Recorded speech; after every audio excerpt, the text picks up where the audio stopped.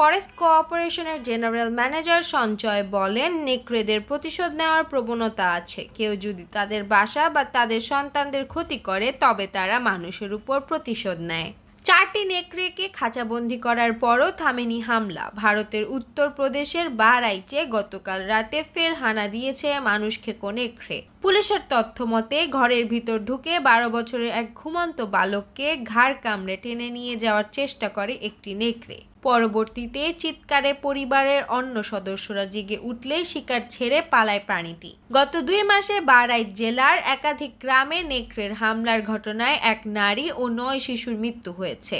আহত হয়েছে প্রায় 38 জন। মাসি ব্লকের সিসিয়া পঞ্চায়েত ও আশপাশের অঞ্চলগুলিতে গত 2 মাসে মূলত ঘটেছে নেকড়ের হানার ঘটনা। কিন্তু কেন প্রাণীগুলো মানুষের উপর হামলা চালাচ্ছে জানতে চাইলে forest cooperation general manager Sanjay Pathak বলেন, মানুষের দ্বারা কোনোভাবে ক্ষতিগ্রস্ত হয়েছে ওই নেকড়ের পাল, এজন্যই প্রতিশোধ নিচ্ছে তারা।